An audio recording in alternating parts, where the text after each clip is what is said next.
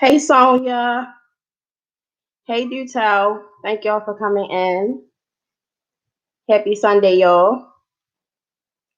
Oh, let me take my can y'all hear me okay? Hey, Adrian.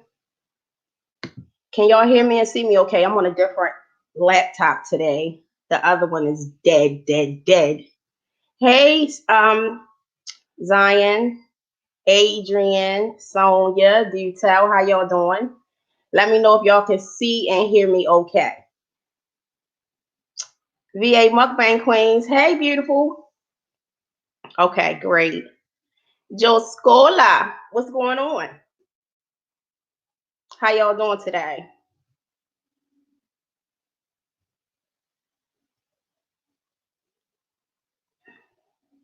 Hey, Bambi, just Bambito. You can see and hear just fine. Okay, wonderful. Because I never used this laptop as with for like webcam. My other one is dead. The MacBook is dead, and I didn't know until I was about to go live. Hey, hey. So how y'all doing today? What y'all doing today? Happy Sunday, y'all. Hey, Rhonda. Hey, Shawana. Thank you for coming in. Happy Sunday.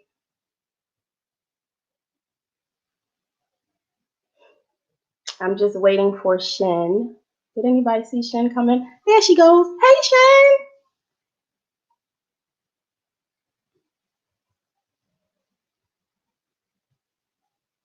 Let me drop the link for you.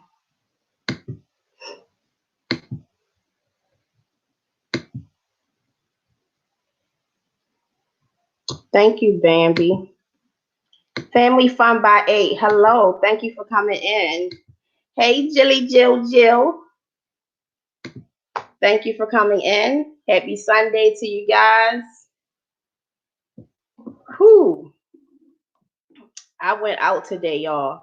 And every time I go out, I go through this whole little metamorphosis. Like I gotta get all this stuff in my system before I go out. Vitamin C, elderberry. Like I be taking it, but I go through a serious ritual before I go outside and when I come back in. So try and make sure I'm good today.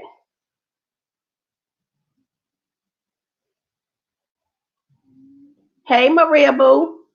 Thanks for coming in, MRTV. Hey Keitha.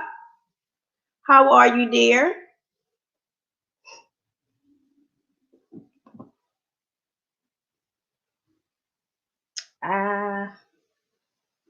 Let me make sure.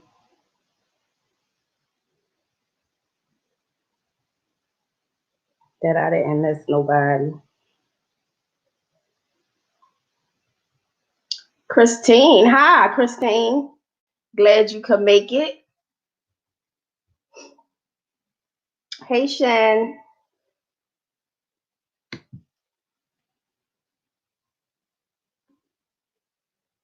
Oh, you got yourself muted, Shen?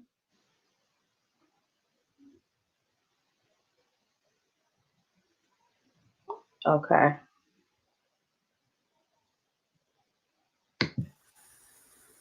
There she goes. Hey, Shen. Hey, How are you? nervous. Girl, Nervous. thank you so much for joining me today. Thank you for having me. Thank you for having me. Now, soon as you went live, my landlord people decided to start cutting the grass. So let me know in a few minutes if you can hear the lawnmower and I'll move. Okay. Well, hopefully it'll be fine. Yeah, because it takes a lot for me to move around a little bit. Yeah. Hey, AKA James. Hey, that guy. Everybody, thank you for coming in. Thank you for coming in this Sunday to chit chat with me and my special guest, Shin. Talking about How she you nervous. doing? She nervous. She be on everybody panel Look all now, the time. look, this not the same. It's not the same. But now I am a little bit nervous, you I know. understand. I understand. So, um, well, let me start off by telling a little bit of my truth for this Sunday. Um, Still working from home. Now I'm starting to be. Adrian says Shen must be tired. Now I'm starting to feel the physical effects of it. Like I'm starting to feel so lazy, y'all, and like not even like doing my hair and all this stuff. I told y'all I got Rona hair. I just tried to pull it up or whatever. But I did get some rest, but I am going to try this week to be more proactive. Even though I'm at home, I don't particularly like going outside if I don't have to. I go out to buy supplies and things like that. But I am going to try to be more proactive, even if it's just in my house, like exercise, which I don't normally do. I am Yeah. going to start incorporating some exercise into my regimen. I had already started leaving from my bedroom when I go do my work. So that, it's like I'm actually getting up doing something, putting on clothes or whatever. Because that first week, baby, the whole pajama thing and all that, it's too much. So that was a little bit of something that I discovered this week. And I also discovered that I am a little, I do have a little bit of fear going on. Just to be honest. Hey Marquita, thank you for coming in. Just to be honest. So I have to really try to work through that. Staying in the house doesn't bother me. I really enjoy my own company. I really like reading. I like writing, and I have been able to get caught up on some TV shows and some series and things like that. So I am really enjoying that. And another thing that I realized during this time is that this is allowing me some other things, like to get closer to family. We're just forced to be with each other now, regardless. So Mhm. I'm not taking any of that lightly and just trying to make the best of it. So that was really my discovery for this week and my truth or whatever. Not to harp on it, but it is a reality. But I do feel a lot better because usually when I go out to get my supplies and stuff, I go through this whole situation when I come back and I be feeling sick for like a good 2 days. And I feel okay now. I've been drinking some vitamin C effervescent. So, just not trying to be all up in my head. You know what I'm saying? Yeah. I definitely understand. Yeah. And So how have you been coping this week? well, um, my truth is has two parts in it for today. Of course, it's with everything that's going on in the world right now, and then Hmm. of course, there's one part that is very close and personal. I mean, it's all personal, but it's just Yes. one thing that I guess I'm gonna start with part A first. And the part A is the thing that I think everyone, is really experiencing now, which is, us being in the house and, required to stay in the house for the most part, only leaving home for necessities, things like that. And so the truth for me in that is I didn't just start that. For a lot of people, this is new, this is foreign, it's uncomfortable, it's a new way of living. People are itching to get out, having cabin fever, and I've had that experience for well over a year now. Yeah. Um, it's gotten worse in the past few months, but for those of you who do not know, I have interstitial lung disease, which is scarring of the lungs. And it's so funny how everything that's going on now is so close to the story, the beginning of my story, because my interstitial lung disease started with the virus that I caught from a little boy who happens to be my cousin. He had a cold virus or flu. We don't know what it was, but it went through the family like wildfire because it was during the time my granddad was sick, and I was one of the last people to get it because I was so cautious.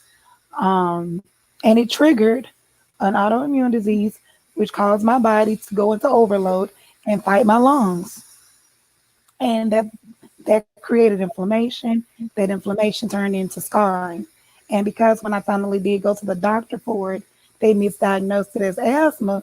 The scarring progressed because the issue wasn't being treated. I was being treated for something I never had. And so you guys have heard um, some of the patients who had, the current thing that we're dealing with, they're leaving with, they're, being healed and, recovering from it, but they're being left with scarring on their Mm-mm. lungs and have to be left on oxygen. And that's what happened to me. The scarring on my lungs from a virus. And now I have to be on oxygen. It didn't start off with the oxygen, and I think this could have been prevented. But like I said before, it was a mixed diagnosis because the symptoms are so similar to other Right. things. You have to dig and dig and dig. It took like 4 or 5 doctors to actually dig to find out what was even going on when I finally did go to the doctor. And so Okay. for me, um, I can't do a lot as much as I used to because of it. I used to teach dance. I'm an AKA, so I used to be with my sorority sisters. I'm also an Eastern Star. I used to do a lot of community service. I was very extremely active with my church, and it slowed down. It's almost like it brought me to a complete halt. So imagine you're moving, 150 miles an hour, and you run head first into a brick wall, and you have to stop dead in your tracks. You have goals, you have dreams, you have relationships, things you're planning, things you're building. You have a job that is great with excellent benefits. Everything in life at that time seems to be okay. Mm-hmm. You're building from a lot of things that had happened prior, and you're in full momentum, and boom, you never see it coming. And that's what happened to me. When I went to the emergency room that night, I thought they were going to give me, a breathing treatment, some pills to take or something, and send me on. But they kept me for almost 2 weeks. How long did it take for you to find out your actual diagnosis from beginning to end and when you first had gotten sick? I would say it was about 5 years. Wow. So you was just dealing with that, but not knowing what it was, because you said they diagnosed you with asthma, right? Right, because in the very beginning, it was like I said, I had the virus. When the virus went away, the cough never went away. But then the cough would only happen at certain times. It would happen in the morning, Mm-hmm. would happen at night. It would happen if I got too cold, if I was too hot. I blamed it on a lot of things like, oh, her lotion smell must be too strong, or his cologne must be too strong. I blamed it on pollen. I blamed it on dust. Ooh, some of y'all dust in here. It's nasty in here. I blamed it on everything, but looking at me and what was going on with my body. So everything, and that was because growing up as a child, I was healthy. I would have a little cold here and there, but I wasn't a sick child. I didn't Right. have a lot of things that happened to me. So for me, I never thought twice about it. I was just like, okay, well, this will go away. You know, it didn't alarm me at all. And that's one of the things that I kind of regret, that some other people were alarmed, but I wasn't. So because, I was like so used to being able to just keep going and shake it off, I didn't Mm-hmm. listen to a lot of people that were questioning it. I'm like, oh yeah, it's just a cough, it'll go away. You all right? Yeah, I'm fine, blah, blah, blah. Gotcha. I brushed it off because some people saw the red flags because they were just, I don't know. I can't even explain it. They just, I guess it just stood out to them more, you Yeah. know. And I was, I guess, one of those people where you say, well, that'll never happen to me. You know, that was one of the things that I just didn't see coming my way. And then also, when you're young, you think you're invincible anyway, and you Mhm. think things won't affect you until later in life. You know, if someone had told me that this would have happened, I would have never thought that it would have happened when I was in my 20s, Yeah. maybe in my 40s, maybe in my 50s, you know, but definitely not in my 20s. When you think you have, you know, when everyone's telling you, girl, you have your whole life ahead of you. And that's one thing that I've learned from that experience is to not tell young people that. Um, let them live, Mhm. them to live their life, make great decisions when doing so. Don't go out here and be reckless. But you know, a lot of people try to stifle kids and teenagers and young adults from experiencing things in life. And I did that to myself because you know, so many people said, you know, live. You know, you have a whole life ahead of you. You have all this time to do X, Y, and Z. And I put so many things off. And Right. then when I was ready to do them, every time I got ready to do something, you know, life would hit me with something else. You know, whether it was, you know, my granddad getting really sick, my mom getting sick, you know, the birth of my daughter, and it was just so many things. And this basically put a halt to everything because I had planned on opening a dance studio and I was actively working on that. And Mhm. that was a dream that I had since I was a little girl, you know, because I'm like, I'm going to open up a dance studio. I'm going to open it up on, you know, in the black neighborhoods because all the dance studios that we have are on the other side of town. Our girls don't Mhm. have anything, you know, we don't have it here. And then, you know, opening a business within our community was way more expensive than it is in other communities. And when I say Okay. other communities, you know, I mean predominantly white communities. The taxing on business was higher here, and so then it started to make sense as why so many companies shied away from opening businesses in our area. You know, I will say we got all these black owned businesses, but none of them are in our communities. And, Mhm. you know, I started to see that, but it didn't deter me from wanting to bring something back because I know what having dance and creative arts did for me as a child growing up and the exposure that it gave me. But just moving back towards, you know, what we're dealing with now, I hear a lot of people talk about, you know, the cabin fever and, you know, I know we joke around about the Rona hair and the Rona snacks, Right. but I just want people to, you know, just remember that it's temporary. And, you know, you do have to make the best in it. You do have to take this time to self reflect. Don't let it be, you know, something that's just a negative thing for you. I know you know, a lot of us are terrified because we don't know what to expect. We see a lot Mhm. of people, you know, getting sick and losing their lives. But we have to do what we have to do to protect ourselves and don't have do it. Please don't have do it. Do what you need to do. It's easier, you know, said than done. I know, you know, sometimes we get lazy, but you can't get lazy when your life depends on it, Right. especially if you're able, you know. And so I just try to encourage people, you know, keep going because I know how hard it is. And the thing about it is for me, you know, I'm in the house by myself. I'm quarantined right now. Um, and I have to be at home by myself. Like my mom went to the store for me today. She's afraid to even step foot in my house because she's She out and doesn't want to about. get you sick. She's a fear of getting you sick, right? Right, exactly. And so being that you know, it attacks the lungs, and the weakest thing on me right now is my lungs. You know, my medication that's, you know, that I take to prevent my body from attacking my lungs, it weakens my immune system. So that even makes me, that makes me even more susceptible to, you know, being, infected or catching it or however you want to, call it. So it's hard for me, and sometimes it does get it can get lonely because you Mhm. do want someone to be present with you.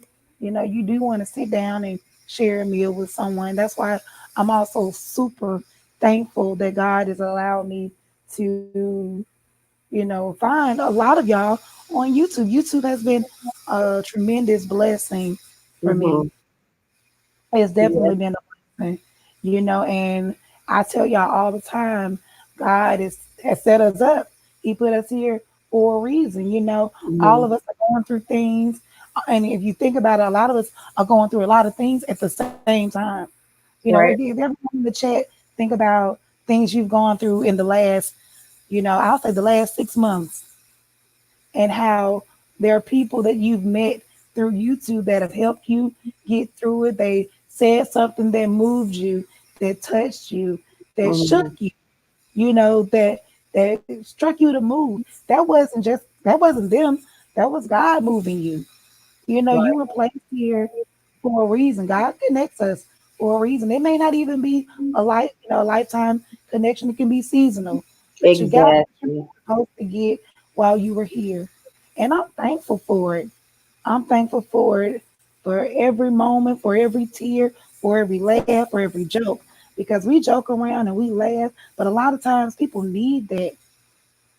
You need it. We need, sometimes you need to cry. You need that release because Mhm. you'll be surprised how many people walk around, thinking that it's not okay to cry. You have to be tough. And I'm like, no, let that mess out. Because Right. when you hold that stuff in, that's water weight. Water weight is heavy. It is. And I that was mean, one of the reasons why I wanted to have you with me today. And because I think that you are such a remarkable person. Honestly, I do, Shen. I think that everything that you have gone through, your life experiences, that we only thing that we can do is hear you tell it, but we still can't imagine what that feels like to live with that day by day. But at the same time, all I see you doing is constantly encouraging others and pouring into others' lives. I do feel like you have a gift of intercessor, prayer. I, I just feel completely drawn to you and your story, and I think that you are a great, great person. Sometimes we don't always believe that we are this, this great thing. We just going about doing our things. But I just wanted to say to you, while I have you here, that I think you are very, very special and such a remarkable person. And I mean that from the bottom of my heart. And that's why I wanted to have you join me today, because I know today is special for you in a lot of ways. And, we talked about it, and we talked about the nervousness and the fears and the jitters and stuff like that. But in spite of it all, I still feel so very honored to have you here with me today. thank you. Thank you, Mukbang. I definitely do appreciate that. You're welcome. I appreciate it from the bottom of my heart. And my thing has been, my experiences are not my own. Um, Mm, we often wonder, Lord, why? Why am I going through this? Why do you allow this? mm, Because we always think, God, you're on my side. So when I'm praying to you and I'm on my knees and I'm bawling and I'm crying, you see me. Why are you allowing this? right. Y'all don't understand. God trusts us. He has faith in us. We have to have faith in him and know that he is in control and he knows just what he's doing. Yes. See, God won't put you on a path that he know you can't handle. I He's not believe going to that. give you a test without giving you everything that you need to prepare you for it so that you can do it successfully. You can make it through it. The only thing that stops us from making it through it is us because we doubt. Hmm. We doubt. We have to trust that He has given us everything. If we stumble, He's going to put things and people, everything that we need is going to line up to get us across. We just Right. have to step out on faith. And every time we take a step out on faith. He's going to put another brick up under our feet to keep us solid. You know, And how about being equipped with stuff that we didn't even know we had? hey, you don't even know you have until you do it, and that's why you have to trust him because he's like, hey, told you, I got you. I Right. told you I was gonna be here. You thought I was joking. You thought I was lying. So you thought when you know what I'm saying, such and such told you this, and when this person gave you this, or you needed this and this lined up and this happened. Oh, you thought that was just the universe? No, that was me. Hmm.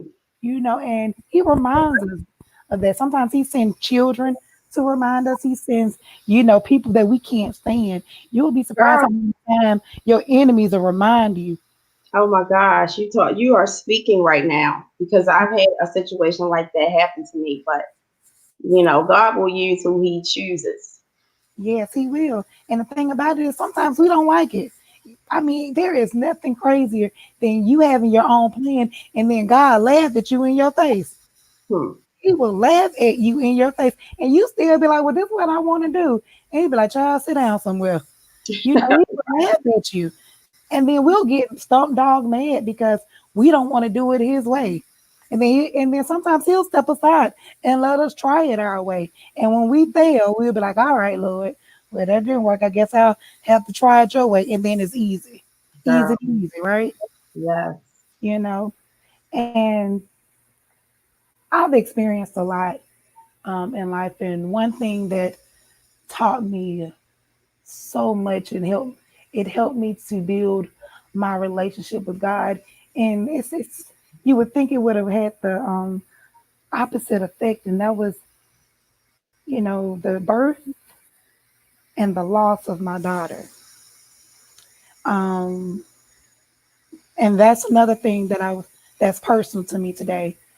Today is would have been my daughter's eighth birthday. My daughter's name was Aleiya Sinai, and she was born on April 5th at 2:05 a.m. on a Thursday morning, and she would have been 8 years old today.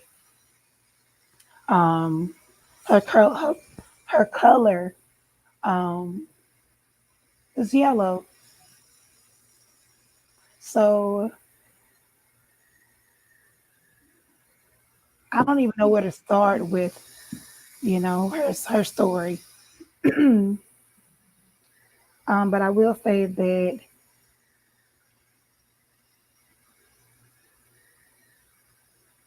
mm, It's where do okay. I start? I had my daughter when I was 6 months pregnant, not 9 months, not 8 months, not even 7 months, but the day that I turned 24 weeks, I was 6 months fresh. Hmm. And I went into labor on a Monday evening at 6 p.m., standing in the store with my mom. And I remember she was on the phone. We were in the store and she got a phone call. And she was just running her mouth in the store. And I'm like, lady, come on, because I'm ready to go home. And my back started hurting. And so I'm like, Mama, rub my back. So she's still on the phone, but she's rubbing my back. And it wasn't working. So I'm like, let me just go to the car. Go to the car, and my back is killing me. And if y'all have ever had that feeling, you probably did maybe once in your life where you didn't drink enough water or whatever, you have like that little pain that'll get in Hmm. your back. It was that feeling. And it was Okay. real annoying and achy. And it went away, but then it returned the next morning. And when it returned the next morning, it was bad, y'all. It was bad, bad, bad. And I called my doctor, like, hey, my back is killing me. And he told me to come on in.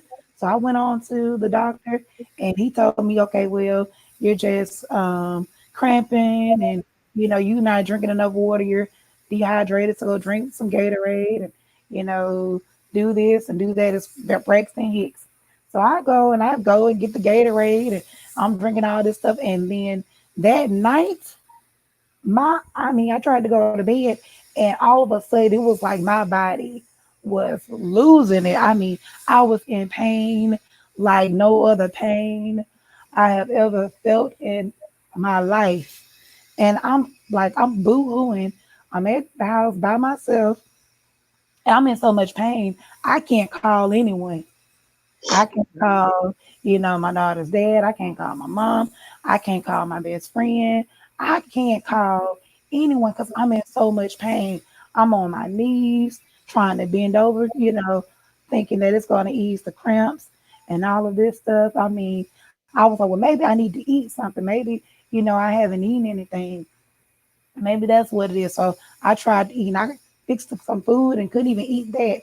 It was so bad. So finally, it kind of calmed down a little bit, and I was able to call my doctor, and he was like, okay, well, if it's not better at 9 a.m., I want you. No, he didn't say at 9 a.m. He said at 8 a.m. I want you to go ahead and go to the doctor. Go to the hospital. I'm going to tell them you're coming, and I'll be there at 9 a.m. Mhm. And so it didn't go away. Just make a long story short. So at the time, I had been in a car accident, so my car was messed up, and I didn't have a way to get there. So I called, um, her dad or whatever. He was at work, and when he's at work, he can't have his phone out in the field with him. So I couldn't get him. I didn't even know he was supposed to be in the field that day. My mom, she went answering her phone. The only person I could get on the phone was my best friend, and she left work. She was like, I'm coming to get you. And she left work and she picked me up. We went straight to the hospital. And the whole time I had to like let the seat all the way back. And I'm like arching my back. Y'all, I'm in full pain. I'm in like full pain. Like I I was in pain like this from really from Tuesday afternoon until maybe about 8 p.m. Wednesday. I was in the hospital all day. They put me on an IV. They were giving me well now this time they're still telling me that it's Braxton Hicks. I'm dehydrated and all this other stuff. And I'm like, well, something going on because this pain is ridiculous. This nurse come in there, she give me, to give me some medicine. She said, okay, Dr. Harris, told me to give you this shot. So at this point, I'm like, well, what you about to give me? This girl had the nerve to tell me, I don't know. Wait, if you don't get your crazy self out of here, you think I'm gonna let you sit here and give me a shot and you can't tell me what it is? You gonna let somebody give you something to give a patient and you don't know what it is. Because if anything goes down, I'm gonna hold you accountable. Right. You know what I'm saying? I'm like, you, the doctor, and I'm gonna start from the bottom up. So you need to be able to tell me what it is when it comes down to me and my child. She left Right. out, came back in, and she said what it was, but it was like she wasn't sure. But because the word, I'm not gonna say the word, but the name of the medication at the time, it sounded familiar. I was like, okay, at least she came back with something. Maybe she may not understand why she's giving it to me or whatever, but at least she came back with something. Mhm. So what it was meant to do was to basically slow down my contractions. Okay. And so they had checked me. I wasn't dilating or anything like that. And they sent me home. But I tell y'all, as soon as they sent me home, about 30 minutes later, my pain was about 10 times worse. Wow. It was about 10 times worse.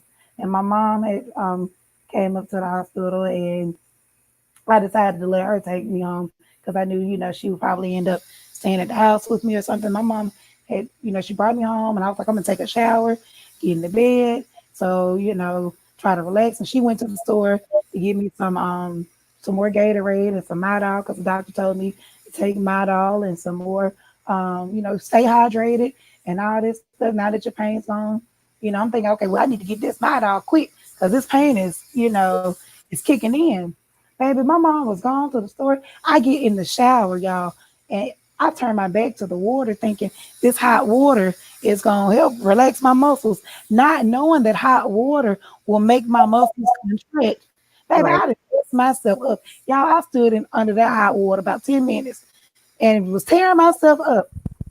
Didn't even know it. My cousin, she called me and I tried to talk to her, but y'all, one of those contractions hit and I just screamed and threw my phone.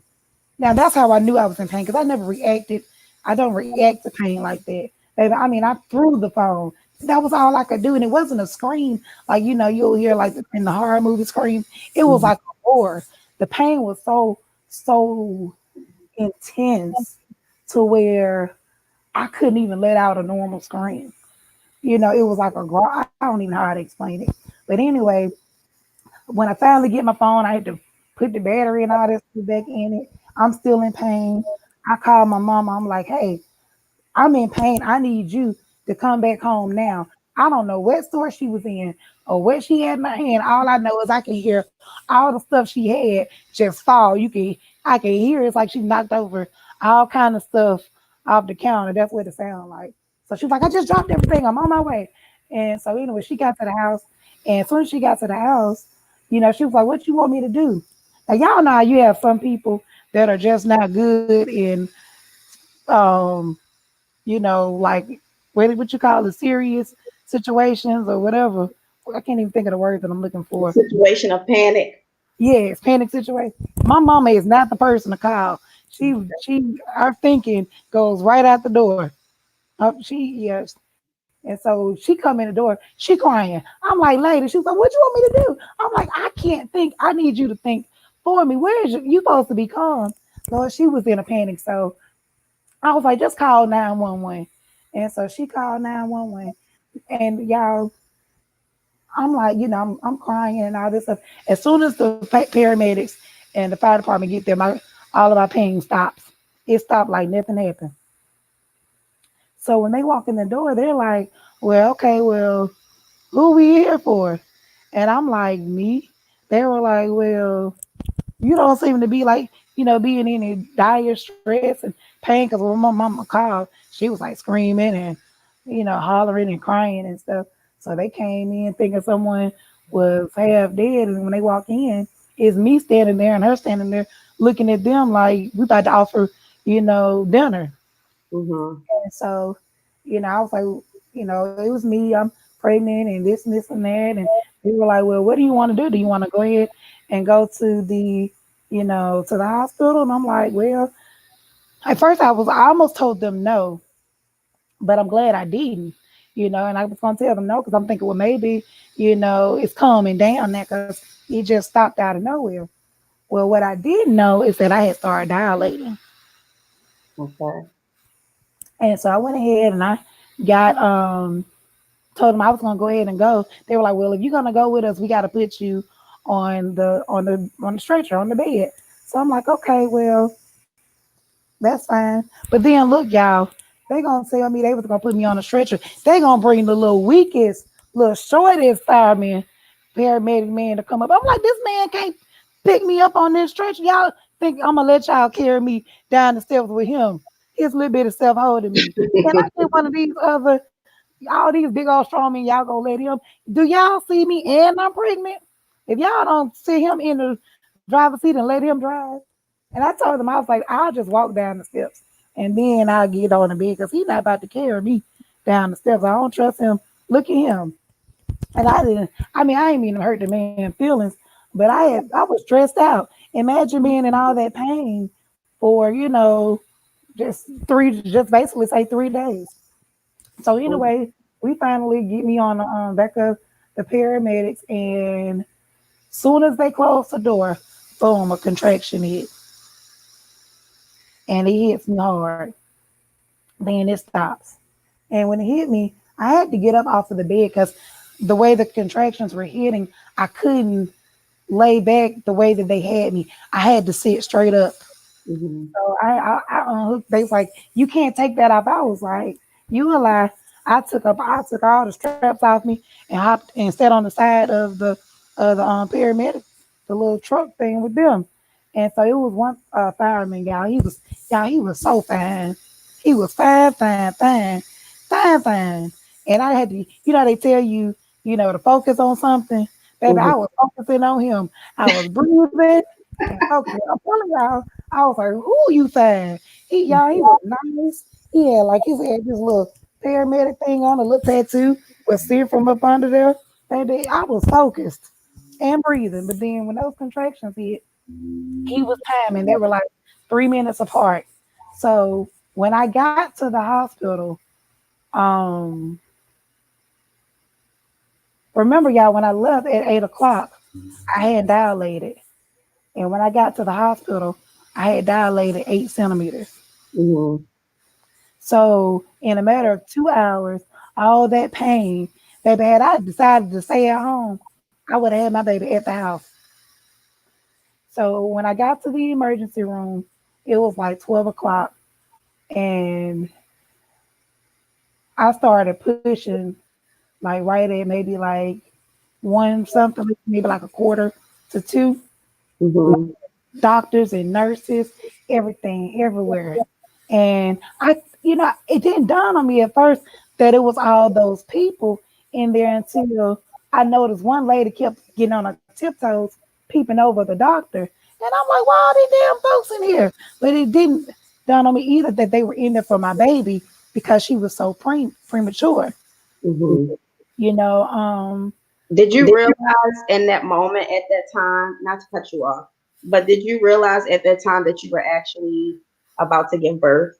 And it's funny that you asked that because I was getting ready to say that I realized at that moment that I was getting ready to give birth, but I didn't realize what it meant that I was giving birth at the time that I was giving birth. I had been through so much already. I Mhm. knew she was healthy. Um, it didn't dawn on me that I had just turned 6 months. It didn't dawn on me that she would be gestational 24 weeks, and that there was a possibility, that our lungs and brain and body features, certain things wouldn't be developed. None of that dawned on me. Okay. Like I said, it didn't even really dawn on me then while all of the nurses and doctors were in there. I thought about it, but I didn't think about it. I was more caught up in, you know, really the pain of it all. Because I got an epidural, and 15 minutes later, she was here. Okay. Wow. Yeah. So, um, yeah, because that's how when they were trying to. It was one nurse. She kept trying to tell me to breathe, and she was in my face blowing her breath. And I'm like, y'all, these nurses, y'all need to check your breath before you get close to these folks' face, because that lady down there took me out, you know. But anyway, um, it made me mad. I had to tell her, I was like, hey, stop rubbing me and get out of my face. I'm Mhm. trying to focus, and you're doing all this. And so anyway, um, I remember they were rubbing my legs. She was rubbing on me. And I remember just getting so mad and just screaming to everyone at one time, just get your hands off me. Because it was like I guess they were trying to relax me and calm me because at this point I hadn't had the epidural yet and I'm feeling all the pain. And I guess they were trying to help ease the pain, but it was annoying me and irritating me more than anything. But when I said that, everybody threw their hands up and they backed away. And then the anesthesiologist man, he came in and gave me my epidural, and it kicked in. And once it kicked in, it was like, all right, she was ready to come on out. Now, I pushed a few times, and when she came out, I guess she was ready because, baby, the doctor had to catch her. She popped right on out. Well, And when she came out, she started crying. And in my mind, her crying was normal because that's what babies do when they're born. They cry. But when she cried, everyone else in the room cheered and they clapped, they celebrated. And I didn't realize until later that they celebrated because she was 24 weeks. She came out crying, meaning her lungs were strong. She mhm. didn't come out crying a weak whimper or, like a little, it was strong, you know, and they were excited about that. That was a great sign. So anyway, they take her and, we go ahead and finish up. So later on, I'm sleeping, I'm resting. I wake up, and the first thing I think to do is let me text all my family and friends and everybody and let them know, hey, we just had the baby, telling them all this stuff. Now look, when she was born weighing 1 pound and 10 ounces. Okay. So I'm sending this text message out to all of my friends and family members. Now they know that I'm only 5 or 6 months pregnant, and I'm sending them this text at 4 or 5 o'clock in the morning, and all I'm getting back from them like tears and I'm so sorry, and I didn't process the fact that they were sad for me. I was excited. I was happy. And it was a moment of joy for me. And they didn't understand it. Now I'm gonna move past it a little bit, move past it. I'm gonna return to that because that's a deeper part of my relationship with God. Okay. Um, my daughter's first day, remember I told y'all she wasn't expected to be, that at 24 weeks she's not expected to be able to breathe on her own and all this stuff. For the first 2 days of her life, she was able to breathe on her own. They just gave her extra oxygen. Her eyes were open the first day, so she was able to follow the sound of my voice from one side of her incubator bed to the other side of her incubator bed. She was fully aware. She was moving her head from side to side. Baby, are you supposed to be able to move your head like this? Are you supposed to be able to follow sound like Right.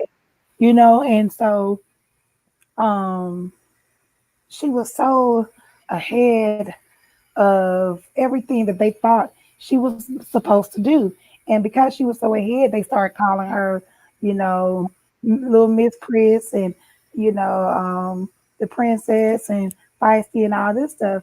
Because she would also fight you. Like if, you wanted to change her or do something, she would lock her Mm-hmm. legs up.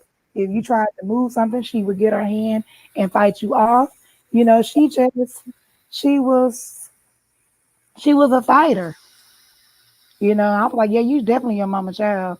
Yeah, you definitely that's me all day. And she was truly, truly a fighter. And so moving, I'm gonna keep moving on a little bit. And now, y'all, with her being so small, I wasn't able to. Well, they didn't allow me to hold her for a period of time. And it was one nurse who came in one day, and she was just like, "You haven't held her yet?" And I was like, no, the only thing I've been able to do is like pick her up for a moment to, change her diaper or reposition her in her bed or rub her back a little bit to try to calm her when she's upset and all of this stuff. And um, that was it. So the nurse was like, okay, well, come on, we're going to give her a bath and then we're going to sit y'all down so y'all can have some skin to skin contact. And we gave her a bath, and her little self was crying. And then we got the water and, water on her, and the water calmed her down. And I remember this because a lot of y'all have kids, nieces and nephews, and you get to experience this. For me, this was the only time that I was able to watch my baby. And this was the only time that I was able to hold her. Mukbang, I sent you that picture. Yeah, Um, do you have your phone where you can hold that up? I do. Um, but I was only able to hold her once, and I still remember what her skin felt like on my chest. Um, I remember her hand. She had her hand balled up like a fist. You guys see that? She had her hand balled up like a fist, and her index finger was scratching my chest. And I remember her at first, she was very irritable. Her heart rate was up. But as soon as she was on my chest, her heart rate, all of her stats and everything calmed down. And she was completely relaxed. I was completely relaxed. Um, I was able to talk to her, and she looked up at me. And that was the most intimate moment I had with my baby while she was outside of the womb.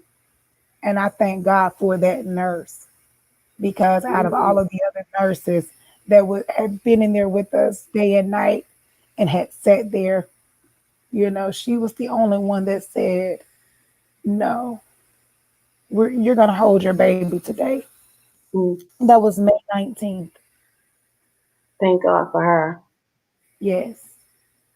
And little did I know that few days later, I would be getting a call to rush to the hospital. So May 23rd was one of the first and only times um, I went to the doctor, not to the doctor, but to her, to see her at the hospital alone. That was the first time I was in the, what they call the NICU, the NICU. Um, I was there by myself, and it was just me and my daughter. No one else was in there. And they had taken her off of the ventilator thing. So she, at this point, she was getting bigger. She was 3.5 pounds. Um, she was still feisty, still moving. Didn't like to have covers on her feet. She would kick them off her feet and slide up and down in her bed. I would have to move her back over because she'll end up in a corner. And I remember just bonding with her. She had a little pacifier, and because her jaws was so weak, she couldn't hold it in. But she used to love to suck on that dang on pacifier, and she Oh, was so hard, and it'll pop out, and then she'll cry. So then I would put it back in, and I would have to hold it because she couldn't hold it in herself. And the thing about it was one of the little small ones. And I'm like, girl, you gonna have to work on these jaws because I'm not about to stay here this whole time and hold it. I would joke around with it because I mm-hmm. thought it was so funny that her little jaws just weren't strong enough to hold it, but she crying for it. And Yeah. so I had pictures of her from that night because she just looked so pretty. Oh my gosh, she was so pretty. Yeah, and at this point, she was starting to fatten up, and she had little rolls on her leg. Now she's still 3 pounds, so she was still small, but she was filling out more, and all this, and she was just so pretty. And I just looked at her, and she was looking back at me, and that moment, you know, Tyler Perry has this challenge going on. He's got the whole world in his hands. I used to Mm-hmm. sing that to her every night. I used to sing that, and Yes, Jesus Loves Me. I sung those songs to her every day and night. Wow. And I felt like, that challenge coming up around this time of the year was just, it touched me a lot. It touched me a lot because I knew what was coming up for me. And it was Mm-hmm. a comfort too. It was definitely a comfort. So anyway, that night I left the hospital for the first time at peace. And normally what I would do when I would go home, I would call back up there. I could never go to sleep or get in the bed without calling back up there to find out what she was doing, what were her blood work. I needed to know everything. What was her current status right now so that I can rest. That was the first night I went home and I did not call to check. The next morning I got up. It was the first morning where I didn't get up, immediately open my eyes, pick up my phone, and call. That morning I got up. I went to the bathroom, brushed my teeth, washed my face, kind of shook the morning off, and slowly went back to my room to her, call and check on her. And when I called, the nurse answered the phone and she said, "Hold on, Miss." Anyway, she said my last name. I'm not gonna put that out there, but her doctor got on the phone. My daughter had three doctors, and her head doctor got on the phone. And when I heard Dr. Strange's voice on that phone, I knew something was up because she gave me the calm talk, and I knew it was something. And she was like, "Hey, Mama, we need you to come up here. We've been with your baby girl since about 3 a.m., and we need you to get here now." is very important. We need you here now. Come to find out, overnight my daughter's blood work had taken a turn, and she had necrotizing. I always say this incorrectly. Oh goodness, I don't even want. They call it NEC. If anyone wants to know what it is, look up NEC. It's NEC. It affects premature babies, and it's basically where the baby can get air in their intestines, and it can Mhm. cause like a rupture in the intestine, and it bleeds. It leaks out into the bloodstream, and it causes an infection. And that happens, and it normally affects small and premature babies. This Okay. had happened overnight, but by her being so small, her immune system wasn't strong enough to fight it the way a full term baby would have been. And so they called one of the best doctors over from Children's Hospital, which is a very well known hospital in the southeast for us as far as kids. They called their head doctor over because he was like the master in doing this procedure that they were trying to do to, correct it. But they couldn't get her to stabilize. They gave her one medication that was supposed to stabilize her, but then it would create another issue. So they would try to treat that, and they never could get her to stabilize enough for him to do the surgery that could have saved her. And so at this point, um, I had been there for like an hour. My mom, y'all, she was with me. She was no help. She cried as soon as we walked in the room. Like she pretty much fainted, and the nurses had to catch her. And I was like, I'm like, well, she ain't no good. I knew I couldn't lean on my mom, but I knew I had to be there for my daughter. So when I walked in the room, it was this thing I used to do where when she was stressed sometimes, when I lay her foot and rub the bottom of her foot, and I would grab her hand, and she would always grab my index finger, and her little toes would curl up around my finger, and her hand would grab my finger, and that was how I knew that she knew that I was there. And I Yeah. talked to her, y'all. I looked at my baby and I knew that she was fighting because every now and then I could see her take a deep breath, and there was nothing that I could do to help her. The only thing I could try to do was calm her down, keep her calm because they were trying to do everything that they could do, the doctors and the nurses, to give her a good chance of Mhm. fighting. And y'all, I saw my baby fighting. I saw her fighting, and I knew she was fighting. And I had to tell her, hey, baby, mama see you fighting. But if you don't have it in you, it's okay. You've done so well. You've done so well, mama. Mhm. You've done so well. You don't have to try so hard. I know you're trying, baby. I see you. I'm here with you. You are not by yourself. I know I can't hold you, but I'm right here with you. There's nothing worse than feeling like a useless mama when you're so close. Mhm.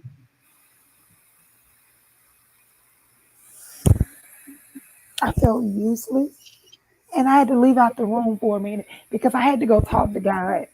And I'm like, Lord, I've been praying to you day and night since I had my baby. You said in your word, Lord, let me remind you of what you said. I'm your child. That's your baby. I gave her back to you. And this is what you do.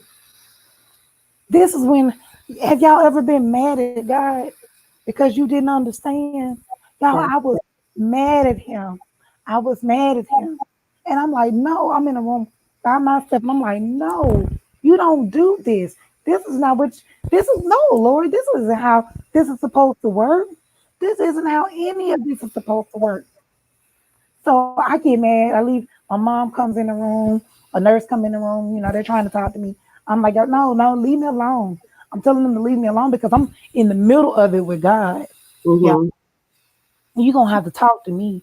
You're gonna have to talk to me about this. God, help me understand because I'm not. This isn't lining up with what I've been told my whole life. What my pastor told me, what my mama told me, what I believe, what I read. This isn't lining up.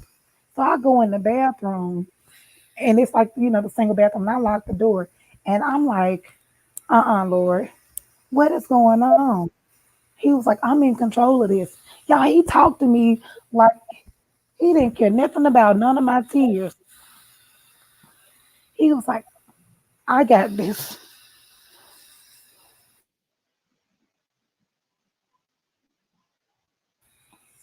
I'm in control of this. Thank You you. gonna have to trust me. You gonna have to trust me. I'm like, no, Lord. You supposed to do what I'm asking you to do. You gonna have to trust me. You gonna have to trust me.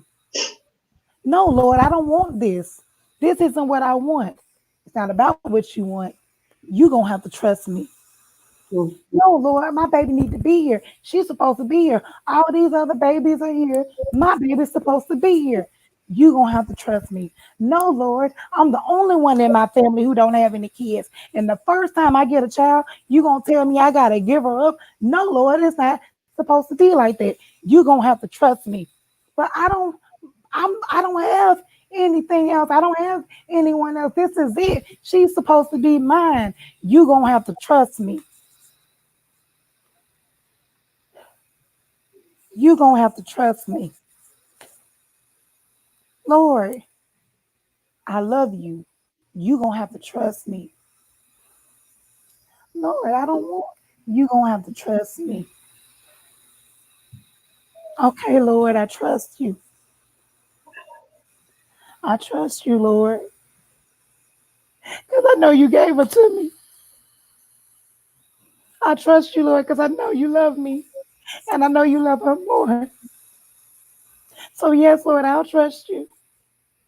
And if y'all have ever seen the picture or I think it's a poem or prayer where it's the footprints where you're carried by God. Mhm. When I unlocked that bathroom door and I went back to her room, I was carried.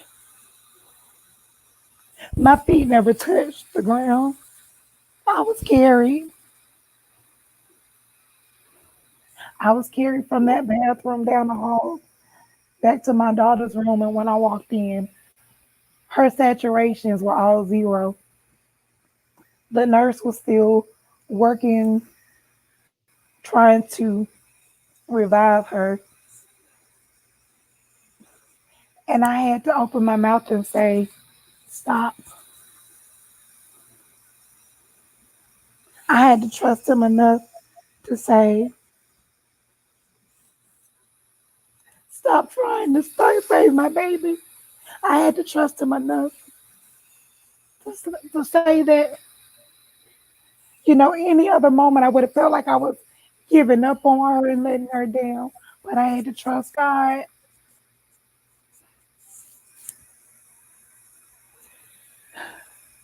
Trusting God and letting go of your own desires and will it's so hard, y'all. When you think life is supposed to be something else, it's a hard pill to swallow. But I had to say it. The nurse looked at me and she said, "What did you say?" I said, "Stop."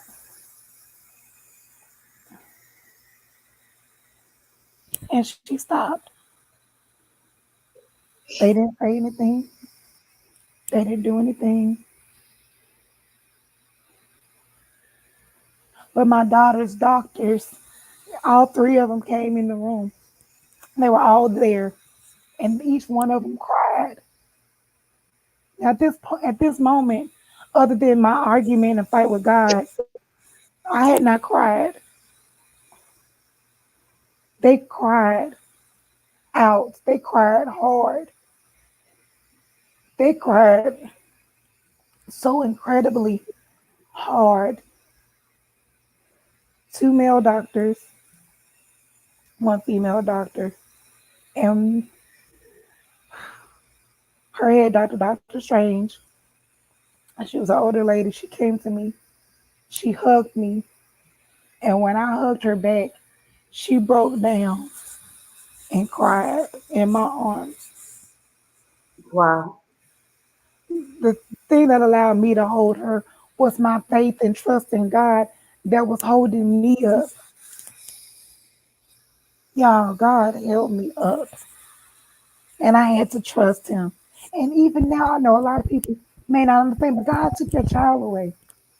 See, this is where we're going to keep going. Okay, y'all? So let me tell y'all this. This is the stuff that I didn't tell y'all in the beginning. Remember when I told y'all my daughter was born and I was excited? That was because it was a moment of celebration. Mhm. It was a moment of joy because God had gifted me with a child. It wasn't a sad day. It wasn't a day of mourning because a life had been born. My daughter's due date was July 24th. And so I told a few of y'all this. Her due date was July 24th, which if we use the numeric version of that, that's 7/24, right? Yeah. Remember I told y'all my daughter was born on a Thursday at 2 a.m., 2:05 a.m. Well, my daughter lived for 7 days and I'm sorry, excuse me, for 7 weeks. She lived for 7 weeks and died on the 24th day of the month. She lived exactly 7 weeks, 7/24. She died on the 24th day of the month. My daughter was born on a Thursday morning at 2:05 a.m. She died on a Thursday at 2:30, a few minutes after 2:30 p.m. She was her rise and sunset were on the same day. Whew. She was born in the morning, and in the evening, she said, "My daughter's name is Aleiya Sinai." When I named her, when I found her name, I looked it up, Can and you her spell it for me, Shen? Because a few people had asked in the comments and I didn't want to misspell it. is spelled A. I'll put it in the chat. Okay.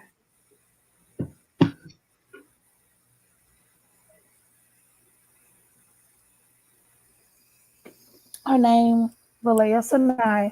Now, when I originally looked up the meaning of her name,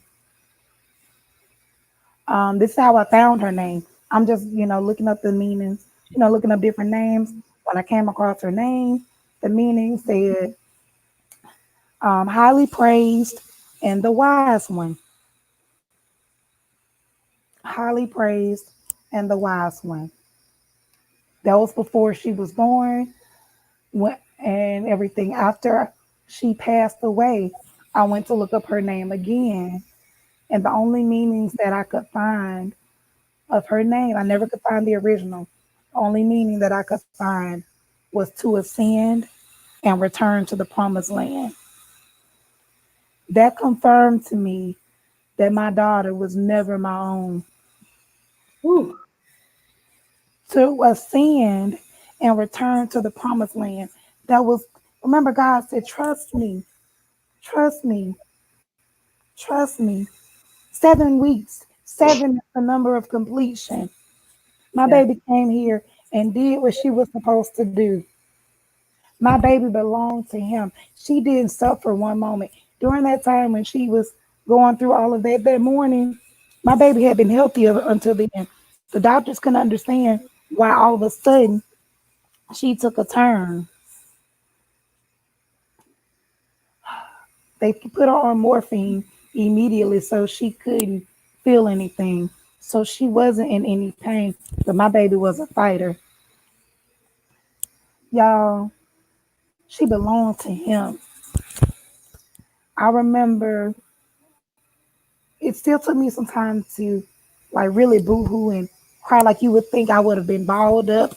You know, you think, oh, I lose my child, I'm gonna lose my mind. I didn't experience that right off. Mhm. Um, and I remember I would have moments where I would have tears and things like that, but I never boo-hooed in the beginning. And I remember my mom and my aunt and we had gone to Bye Bye Baby to basically I was finding something for her graveside service, her graveside funeral. And I'm in there with them and I just had to walk away from them because in the store I started getting emotional. I'm like, here I am in this store. I'm supposed to be buying stuff for her to live and have a life and all of this, but yet I'm in here buying something to put her in the grave, and the emotions of that started to weigh heavy on me. So I walked away from them and I walked over by the little picture section. And there was a girl sitting there holding her baby. And I guess she was like going through the pictures of the portfolio. And I'm over there in my feelings and crying. And all of a sudden, this baby out of nowhere just says my baby's name. She says, oh, in baby talk, Aleiya.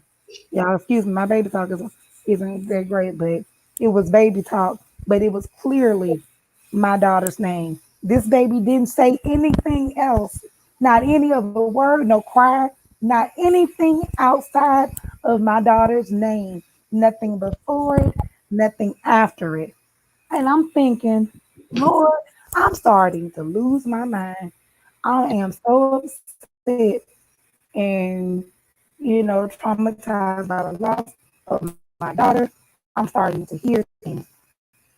As I'm thinking this, my mama finds me and she's like, what's going on? Hey. And I'm like, Mom, I'm so glad you here. Come on, let's go. I think I'm starting to lose it. And as I'm telling my mama what happened, I just heard this baby say Aliyah's name for the second time. And my mama heard it. Now, for me, when my mama heard it, I'm like, okay. She was like, okay, now you're not crazy because if you crazy, then both of us crazy because I just heard it too. So we looking at each Mhm. other like, okay, this baby clearly just said it. As we're looking at each other, we're looking crazy at each other because we can't believe it. We're quiet. She says it a third time. We were silent, so it was definitely clear. There was no mistaking it, you know, none of that. She clearly said Alea's name. And what that was for me, she said it three times, one for the Father, one for the Son, one for the Holy Ghost. And it was a comfort that told me, baby, you are okay. Trust me. God is still here. God says, I have your baby. She's safe. Mhm. Now, moving on from that, a few nights after that, I'm on the porch talking to one of my Eastern Star sisters, pouring my heart out. And again, I get ready to cry. A little girl appears in front of me eating a chicken bone. I'll never forget her. She was like she was about two or three. I'll say probably about three or four. I'll say that. And she had some little braids in her hair with beads on the end. And she looked at me. And I looked to the left and right like, where does little girl come from? Because it's 10:30 at night and this child is on my porch with no adults outside. I'm the only person in the apartment complex outside. And she says to me, you okay? Um, yeah, I'm okay. You sure? Yeah. And I'm telling my friend, I'm like, girl, somebody child right here. And I said, yeah, I'm okay. She said, okay. Soon as she says, okay, somebody call her. She takes off running. I don't know what house she went in, what door she went in. But I asked all of my neighbors who were right in that area if they had a little girl over their house because I wanted to know who she was. None of them had any little girls at their house. You can't tell me Right. that that wasn't Angel. I don't. God sent that baby wherever she came from, angel or not. She was sent there to comfort me in that moment. Before Mhm. all of this, y'all, I was skeptical. I was not a believer of a lot of things. I believe you could dream of people and they come and things like that happen, but I wasn't fully convinced that it happened in real time, like in this realm with Mhm. us. The whole baby saying my daughter's name. And another thing that happened that I didn't tell y'all was the day that she died. Me and the one of her nurses, we were talking about some stuff. They were telling me, there's a therapist available. They did some little footprints and stuff like that. They were like, you want this? So me and her were talking about this stuff. And while we were standing there, my daughter, they had cleaned her up and put her in a dress, and she was behind us, and she cried. She cried out, and I turned around to go and comfort her, to see what was wrong. And I remember I snapped my fingers. I'm like, ah, she's gone. But she cried. And I asked the nurse, I said, did you hear a baby cry? And she was like, huh? Did you just hear a baby cry? She was like, no. I was like, did a baby out there cry? She was like, no, no baby cried.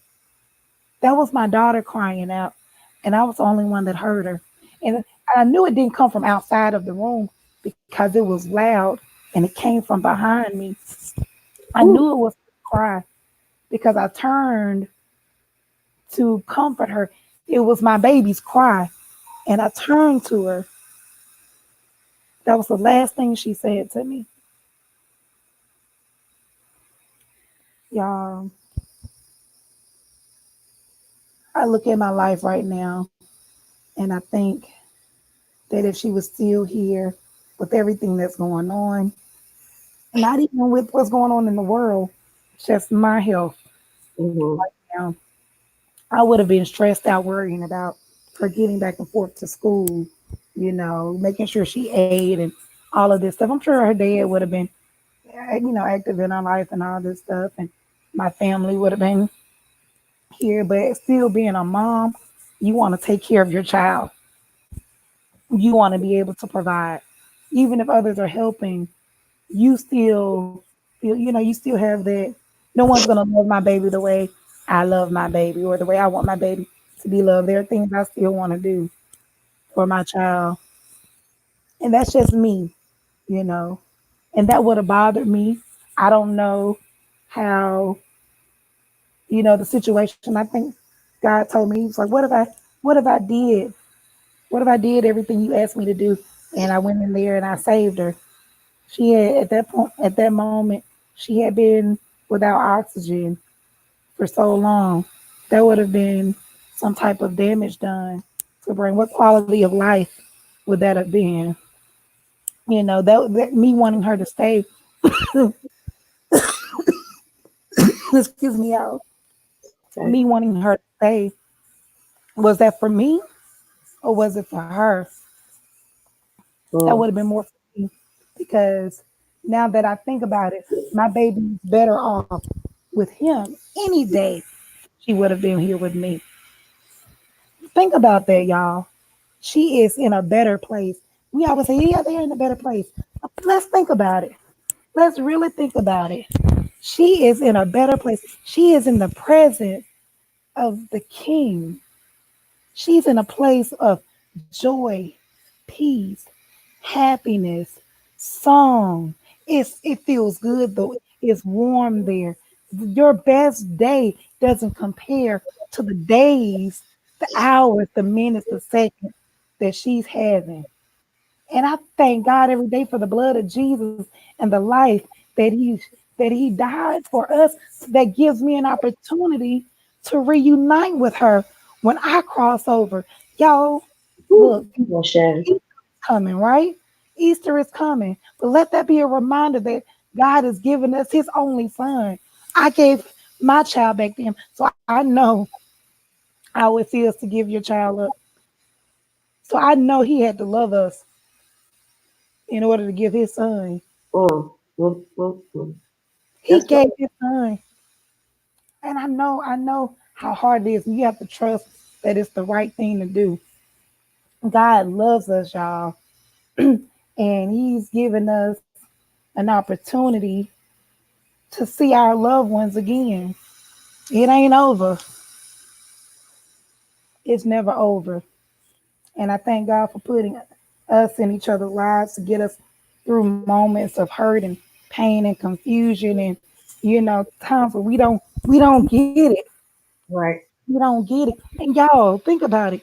My daughter would have been 8 years old. It took 8 years for me to completely understand that my daughter was strictly, specifically a gift from God directly to me because my medication says that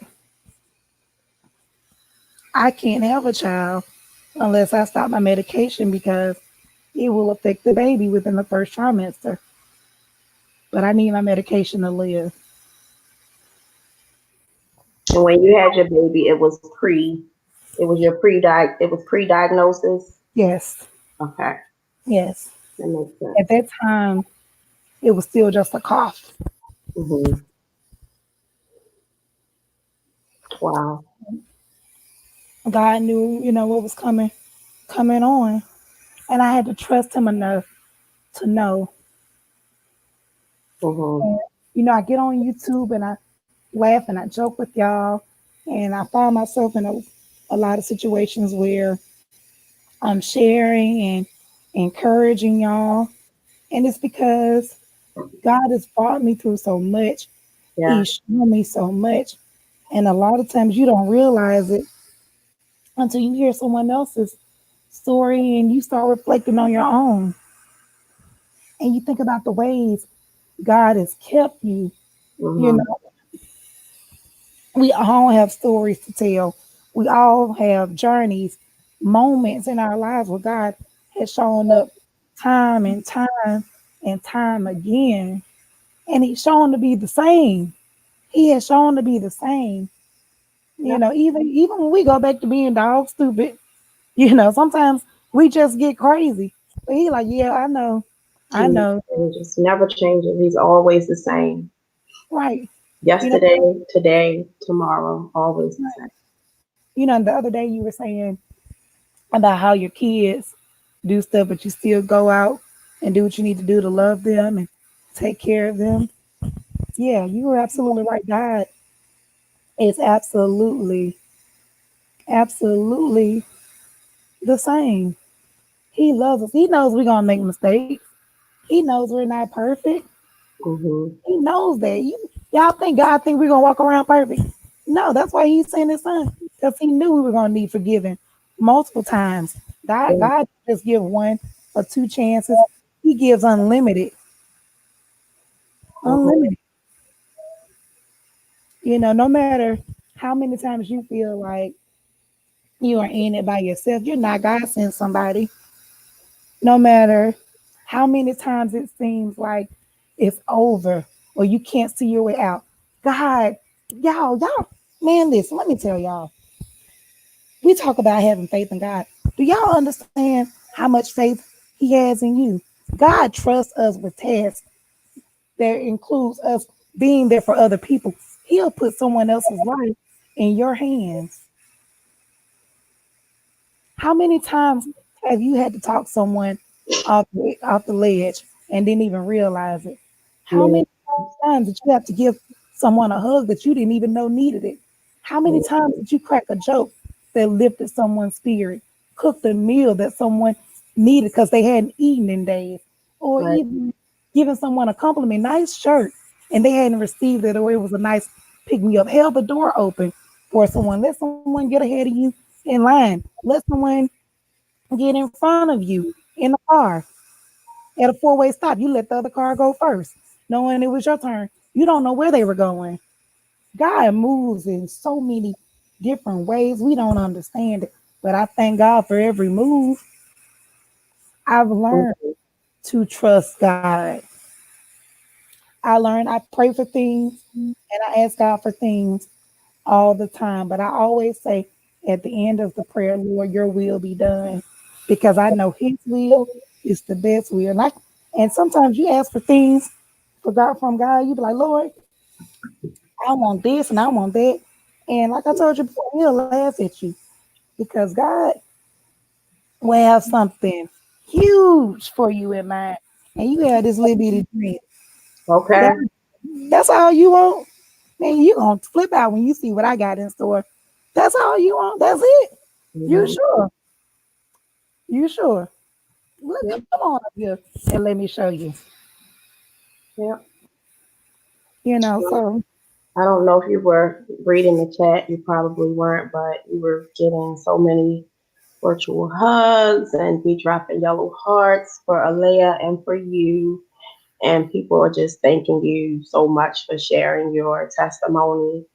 Um, I thank you again. You know, it's difficult for us to listen to. It's difficult for me to sit here and listen to, but it's nowhere near what it is for you. And if you can stand here in truth and courage and tell your story, I'm definitely going to be here to support you through that. And I just appreciate you for being here with me on my platform to share your story because I say that's an honor. You didn't have to do that today, Shan. And I was just thinking about, when we were talking, what could we do and to support you on today. We didn't know how you would feel, but this was just, my way of trying to give something, a little piece of my heart to you. Um, I remember I asked you, like, what was your favorite song? yeah, And I had somebody that was gonna come by and to help me with this for you, but she couldn't be here because she had to work. So she sent me a video, and so I was trying to figure out how to share it on the screen. Can't quite figure that out. So I'm gonna just show it to you on the phone, if that's okay. that's fine. Okay, give me just a second.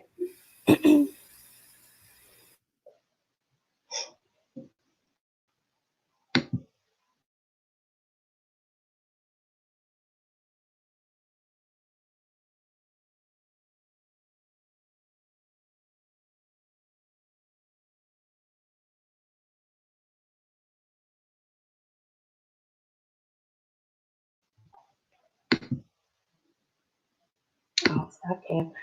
So hopefully, I don't get a copyright today. If I do, I don't really care. I just think that this is very important. Um, so it's really dark. It's a video. Okay, so more, so we'll see how this goes. But my allergies are kicking up. My allergies are kicking up. So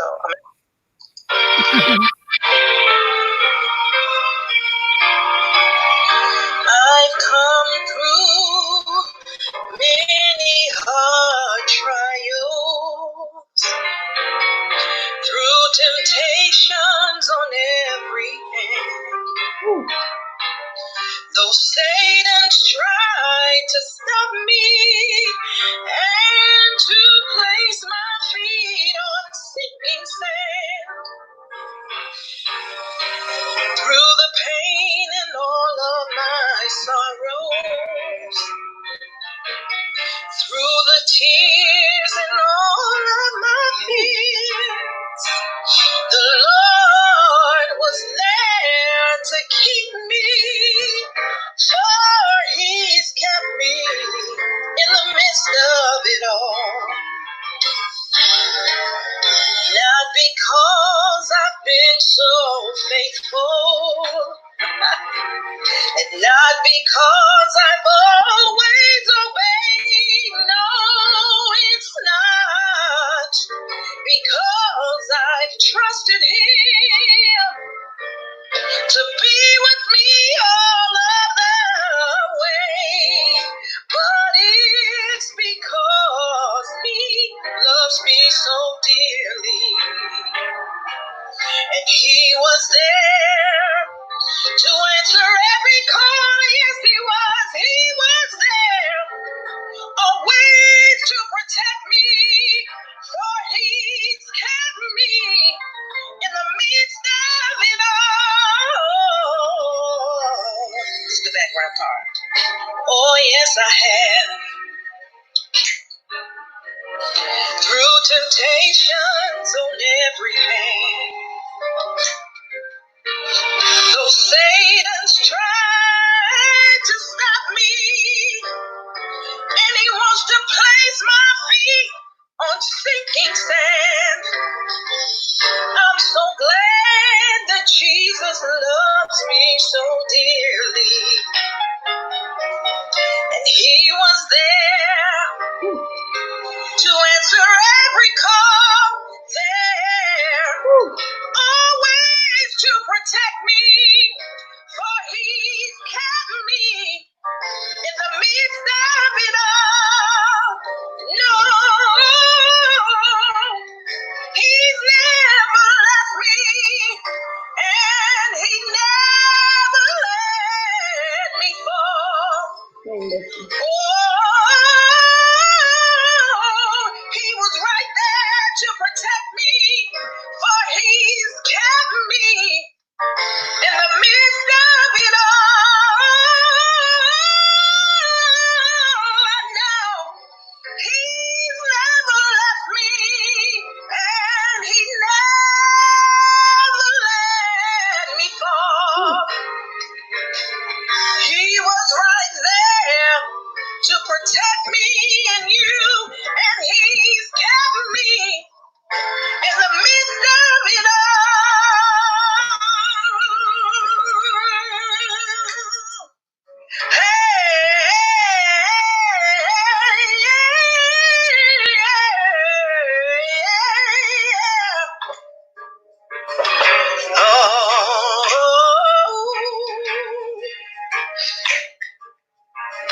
Something about the name of Jesus. Something about the name of Jesus. Yes. Hey, Jesus. Yes, Lord. Hey, Jesus.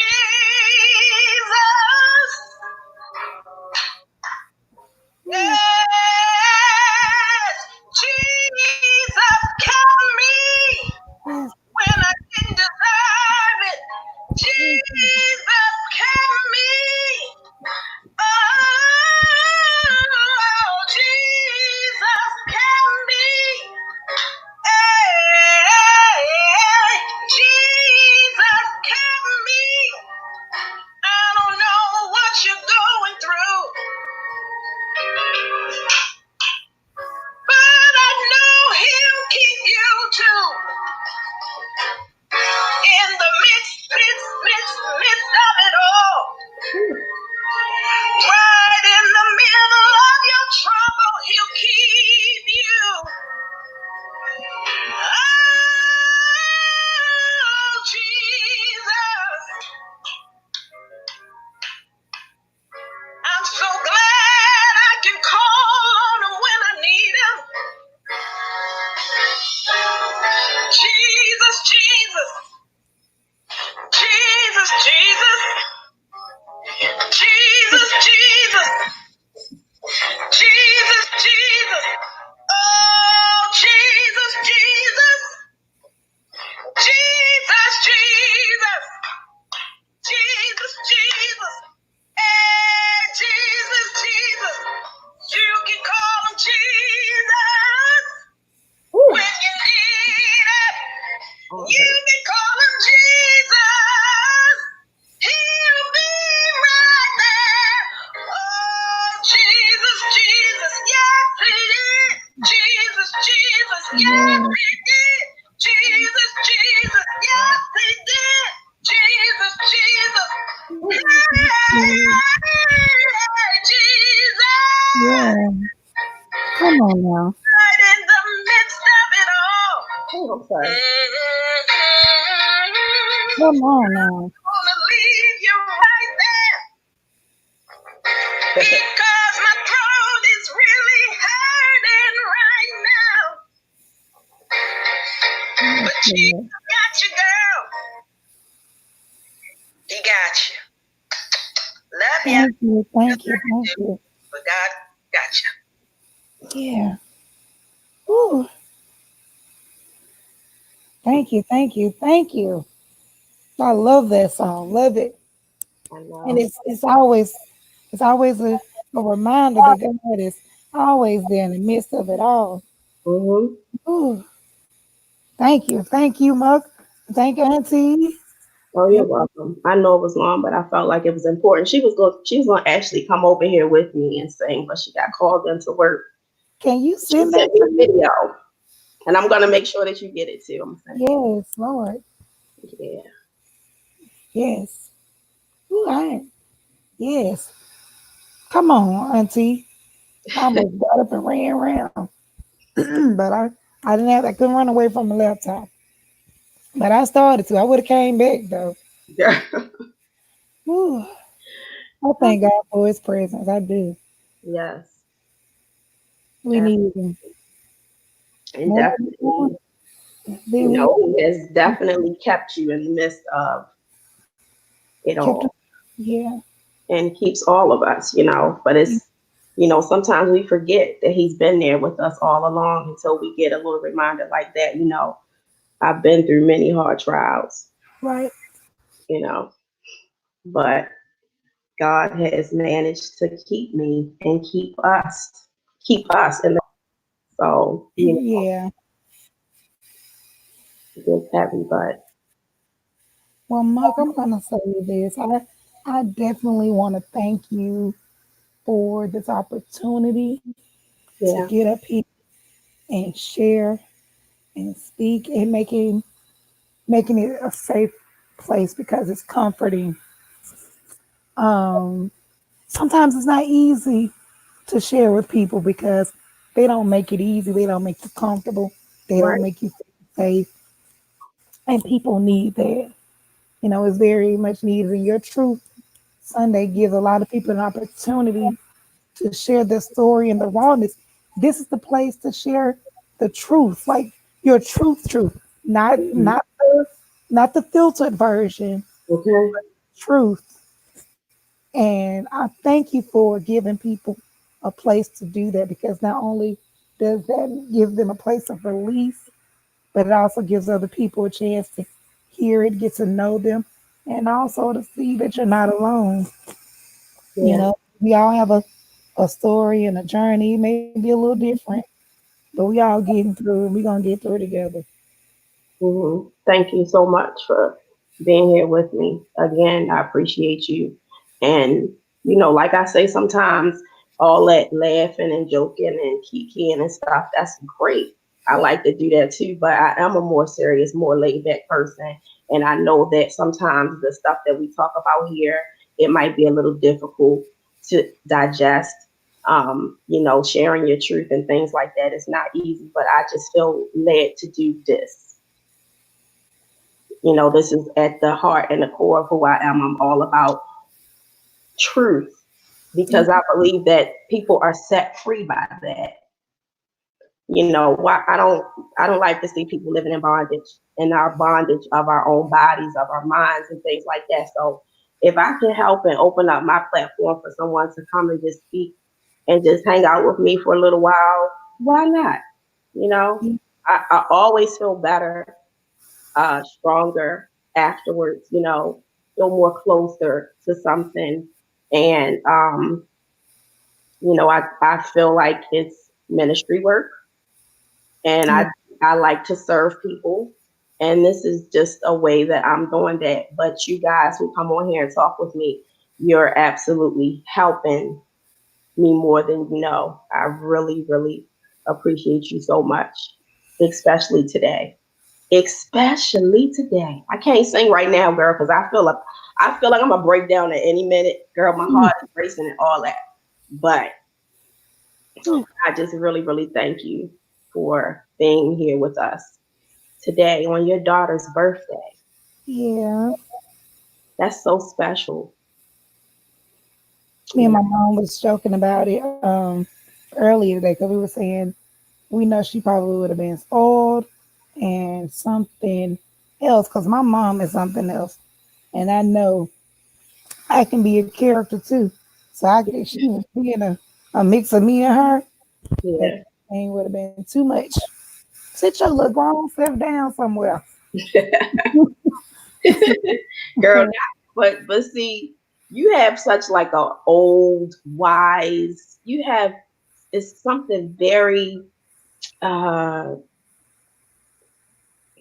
I want to say just an old soul about you. Your way of speaking, your way of sharing. That's just the vibe that I get. It just feels like you've been here many lifetimes over and over again. Like you have, it's so much experience and so much journey in your talk.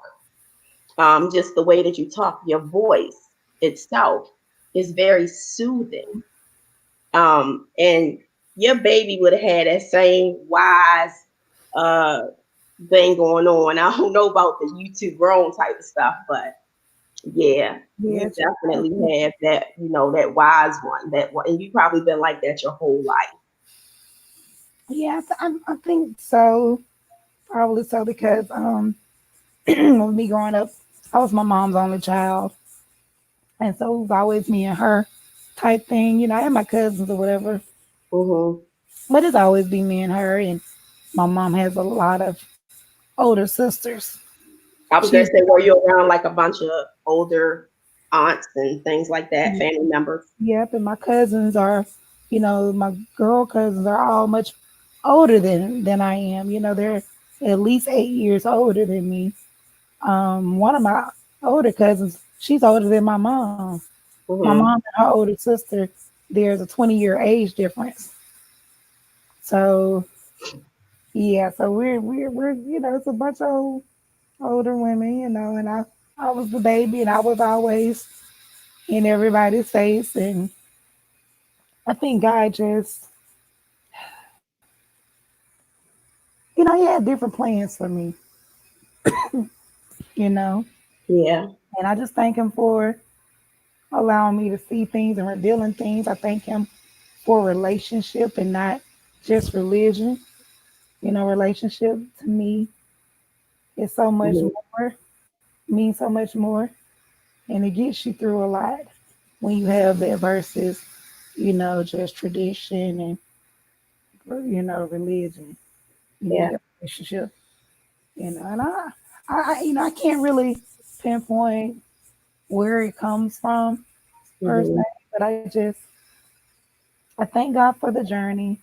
And I will say this: I thank God for my pastor growing up because Yeah. that man, he passed last year in February, and I think about him almost every day.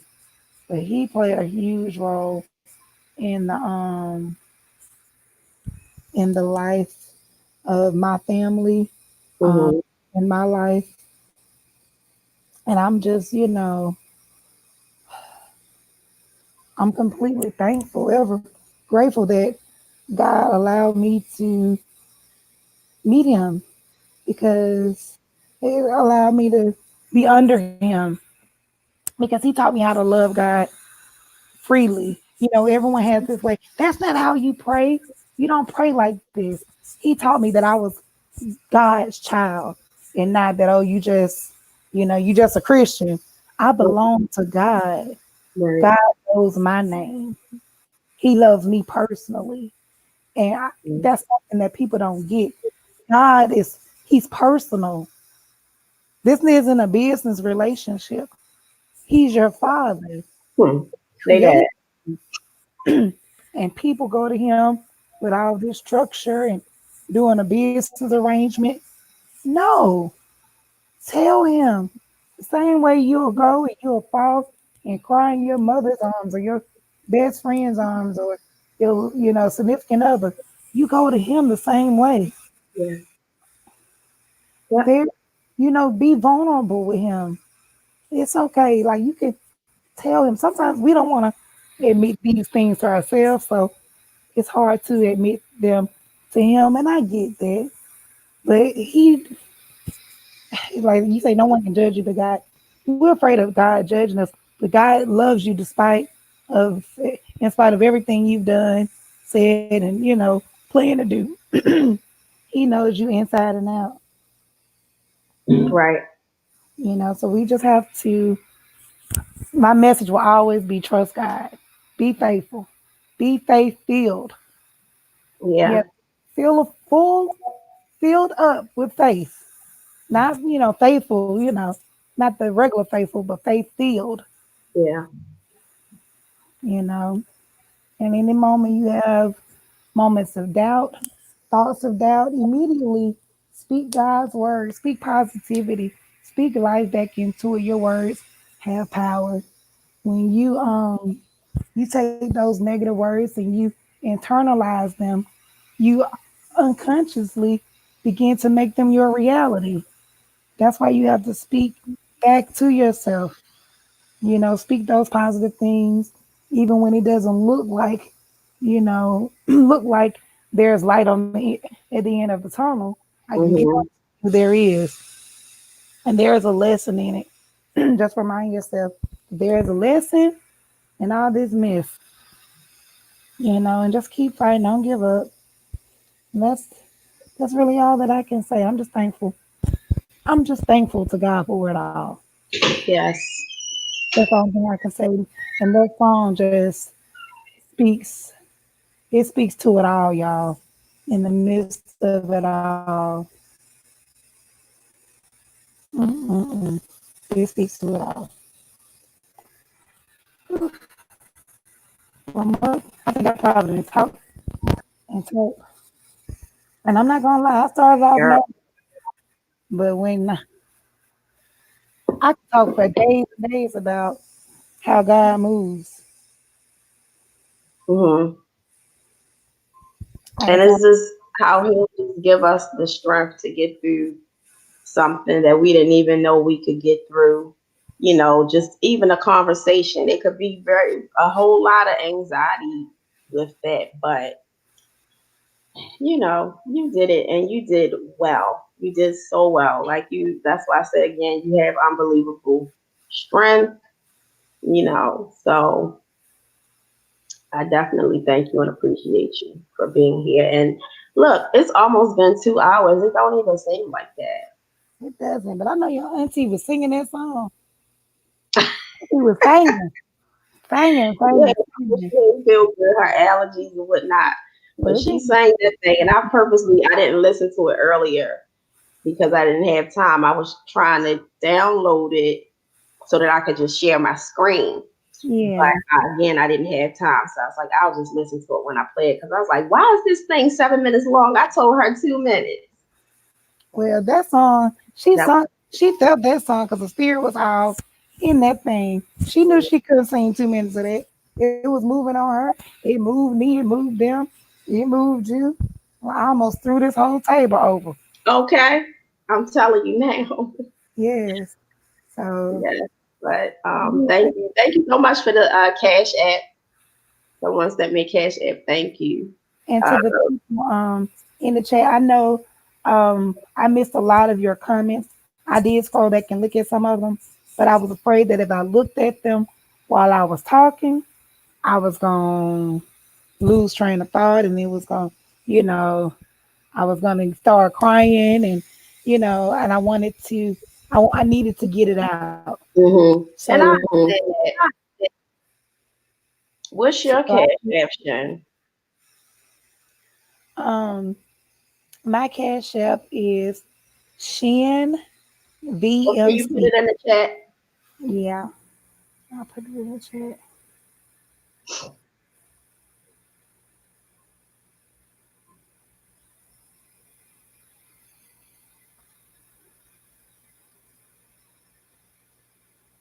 Yeah, but I knew that if I looked in the chat, that I would Hmm.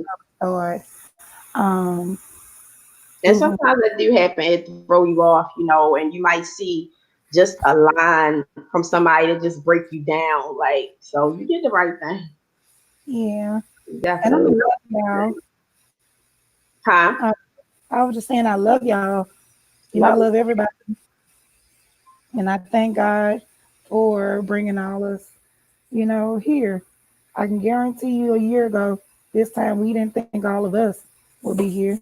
I had no clue y'all existed. I Nope. didn't know these amazing people were out here in the world with all this.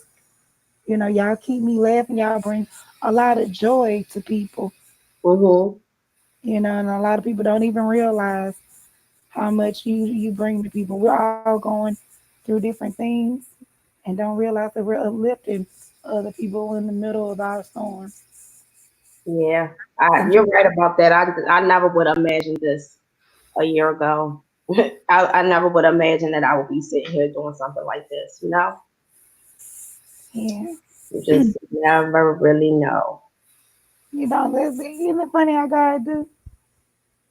Huh? I say, isn't it funny how God do? We never would have thought He did. Mhm. Well, just wait. Let's wait. Let's just wait and see what I got in plan.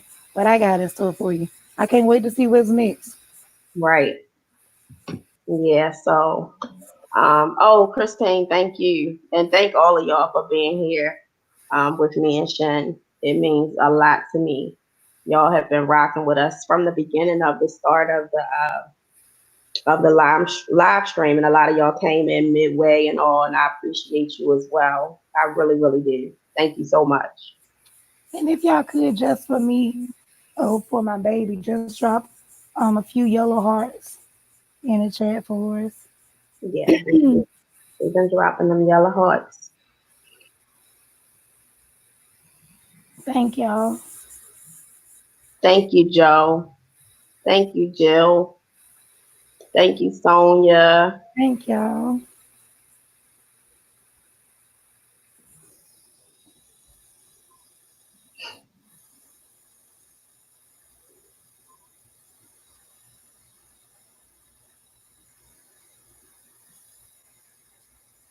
We dropping them hearts, girl. Now I'm not gonna cry. But yes, thank y'all. I appreciate it. I wasn't normally I'm able to go and buy her a birthday cake and get flowers and balloons to put on her grave, but they didn't have the cake and all this stuff available. And of course, we're trying to minimize on going to stores and stuff. So we didn't um we didn't get anything. My dad said he was gonna try and get some from the store where he worked at. But if y'all have Hmm. a moment, sing happy birthday to her. If y'all have a moment, I appreciate the love and and Yeah, the it is her birthday. it is. It is my baby's birthday, y'all. Yeah, so and normally, like you said, you would usually go out and get a cake or and go, but you can't do that this year. Right. We're not able to do that with with everything that's going on. So that did kind of, stop the plan. I normally get her a cake with yellow flowers on it. Hmm. So, but Bambi talking about she can come and sing a selection. well, Bambi, I always welcome, but Mook may not want you to come up here and run off our folks. Fluffy said, "Do you want her to sing?" Now, Fluffy, girl, come on, girl, we can sing that. Y'all know I love a good tune. Y'all Hey, want Miss Kathy, love you. y'all want me to drop the link? Now, you gonna let these folks come up here and sing? It's almost over. We getting off in about 5 more minutes. So Look, look, Bambi bagged out real quick. somebody say no, baby, no. They be trying you, baby, don't they? Bambi, you let these folks know you can sing when you put your heart into it. Yeah, her. Look at Joe Cola. What I call him? I think I said it right. I think I was about to call him Jay. This is quality content. Oh, okay. Thank you. I thought he was trying to make a joke until I read the full comment. That was my shady self thinking it was about to be petty. Oops. Thank you. Thank you, Joe. Let me sing. I am here, my Shin. Joe, can you come and sing happy birthday? If you don't mind, Joe. Joe Scola, Joe Cola, but I call him Joe Scola.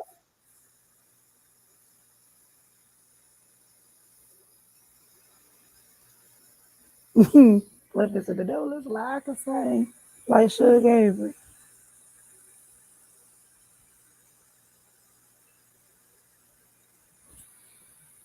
Oh.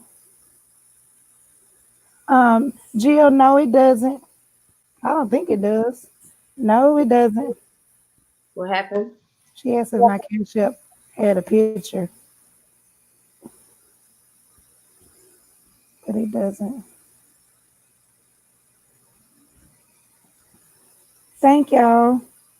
Thank Sure, give me 1 second. Okay, Joe. Now is that American second or is that Jamaican second? Caribbean something. Right.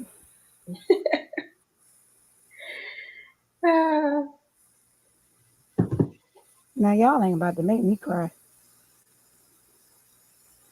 Y'all know I'm a crybaby. You've done really well today. I was like, oh, trying to hold it in myself, girl. But all we do is cry anyway, honey. We do. Ain't nothing to do. Cry, cry, cry. You know, we was on that live with Sonya. We got off this morning.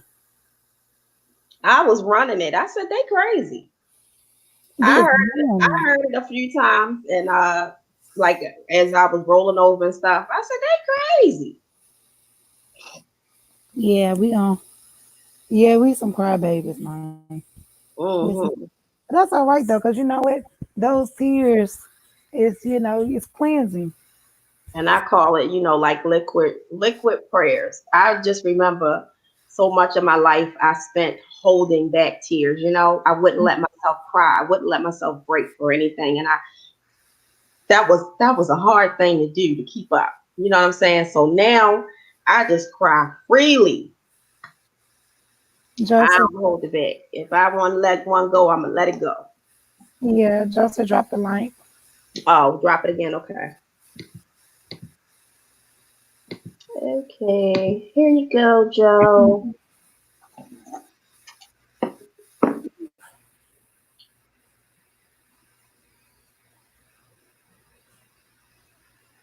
This was a great way to celebrate her, and I'm thankful for it. This opportunity, Mhm. Mother. Thank you. Oh, thank you. You're so welcome. I was just like, I really, really said, God, what can we do? What can we do for Shannon to let her know that we're here for her on today? Because none of us really know what it feels like for you or what it's like. But this is what came to my mind, Shan. Hey, Joe. Hey ladies, how y'all doing? Good. Hey, Joe. Thank y'all so much for sharing y'all story. Oh, let me mute. Hold on 1 second. Yeah, thanks for sharing y'all stories. It's deep. It's deep and it's real. Shin, I don't want to mispronounce your daughter's name. Was it Aliyah? It's Aleiya. Aleiya. Yes. Okay. Happy birthday to you. Happy birthday to you. Happy birthday, Aliyah. Happy birthday to you. May God, I know God will keep you. I know God will keep you. I know God has you. I know God has you. Happy birthday, Aliyah. Whew. Thank you, Joe. Thank Y'all are you. welcome. Have a Yeah, good one. thank you. That was so sweet. Was it? I'm trying not to be a crybaby, y'all. If you already understand.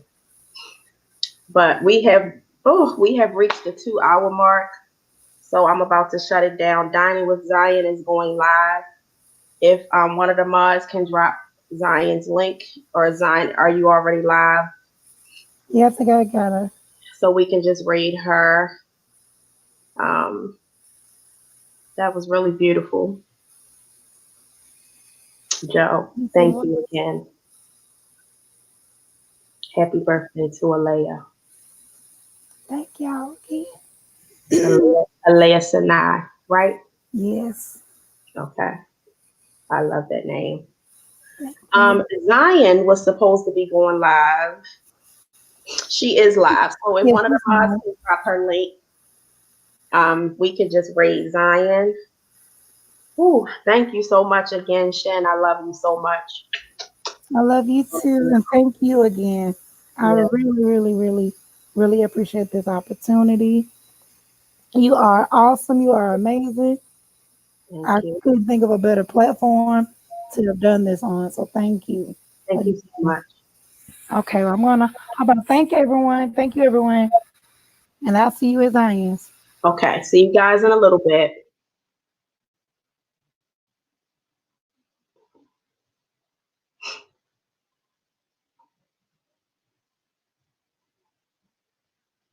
All right, you guys. Thank you so much for joining me and Shen today.